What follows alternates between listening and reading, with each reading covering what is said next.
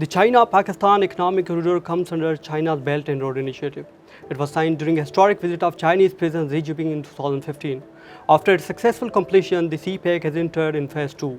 We will be exclusively talking about the recent issues of IPP payments to Chinese firms and how the CPEC Phase 2 can boost the ailing economy of Pakistan. We are joined today with a prominent economist here in town, Dr. Nadeemul Haq, Vice Chancellor, Pakistan Institute of Development Economics. Thank you, Doctor, for gracing us with your time. Thank you very much.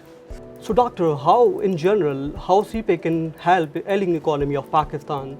Look, every bit of foreign investment always helps. CPEC, what we expect from CPEC is 2 or 3 things. One is it brings fresh money into the country. 2, obviously it brings fresh infrastructure to the country. 3, also we are expecting it will bring know-how to the country. So there will be an element of technology transfer. And 3rd, also it will also bring in more regional trade. So when China, for example, starts passing through goods through Gwadar or develops Gwadar, that will be a help. But very importantly, developing Gwadar, developing the special economic zones, bringing in Chinese investments. For example, Chinese cars have come in, Chinese investments have come in, China has brought in infrastructure. These are extremely important developments for Pakistan. So there are many fronts that CPEC will help us. Well, when we speak the special economic zones under CPEC Phase 2, do you think they will help Pakistan to reindustrialize, or it will generate the industrialization of Pakistan? It will give Pakistan the industry that we experienced in 1960s or late 1950s. Pakistan needs industry. Pakistan needs to reindustrialize. Pakistan has cheap labor. Pakistan has young labor. Pakistan has a deep market, 220 million people going on to 250 million people. So quite frankly, we think that Pakistan will be helped greatly by the Chinese investment. China also is an economy that has grown beyond cheap labor products. It's got now strategic depth, industrial depth. So what we are expecting is that Chinese industry will come to Pakistan, use the advantages Pakistan offers, and help in Pakistan in industrializing rapidly. Pakistan is at a stage where we need to industrialize rapidly, and the special economic zones are an important instrument for us to industrialize rapidly. Gwadar is an important instrument for us to industrialize rapidly.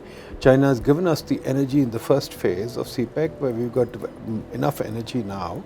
We need to manage our energy better. We need to make sure that we cut down our distribution and transmission losses. Once we do that, then by definition, we are ready to industrialize.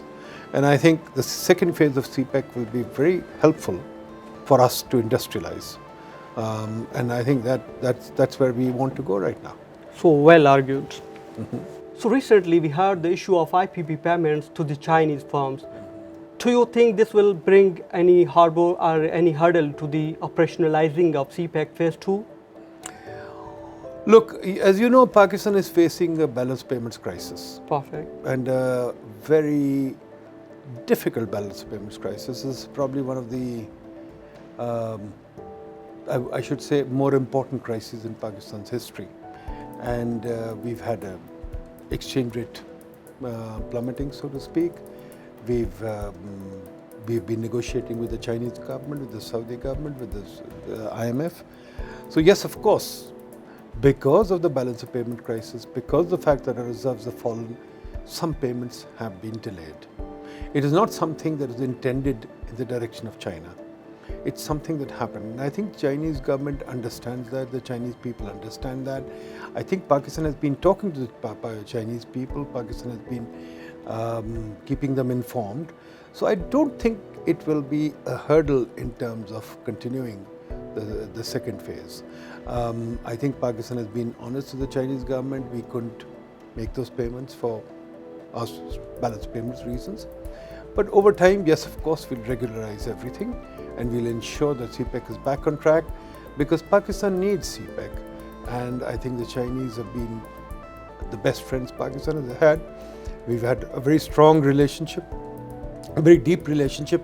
I'm sure the Chinese will also understand, and we'll make sure that the CPEC 2 happens. Perfect. What are your suggestions, since you have been to planning commission and you have been involved in different sectors of government, and recently you are running one of the great institutions. I must say you have revolutionized this PIDE. So what do you suggest to operationalize the CPEC in more efficient and effective ways so that we can reap the fruits of CPEC phase 2 especially that was destined for in 2015? I think what we need to do is operationalize CPEC at many different levels. Right now, we've been thinking of CPEC purely as a Chinese investment in the country. I think we need to get a little beyond that in CPEC 2. In phase 2, I think what we need to do is think not just finance, think not just industry. What I'm very keen to do is link up with China intellectually. We've already got a large number of Pakistani students in China, and they're returning. They're returning with a knowledge of China, they're returning with a goodwill of China, they're returning with degrees from China. We need to strengthen our relationship in terms of intellectual engagement. And we need to come to kind of terms, a common vision on how to make CPEC go forward in the second phase.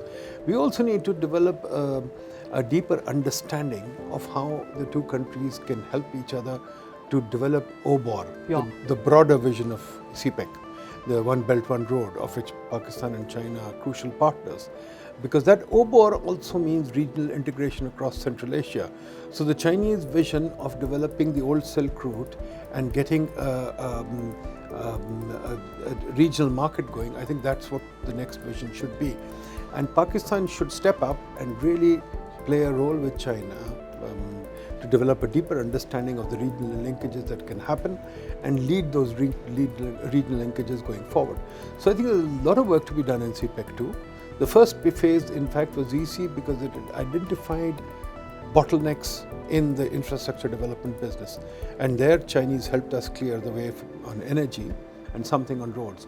But going forward now is the time to take it a step further, where Pakistan must play a very important role in terms of making CPEC 2 happen and making sure that we collaborate much more than just rely on Chinese investment.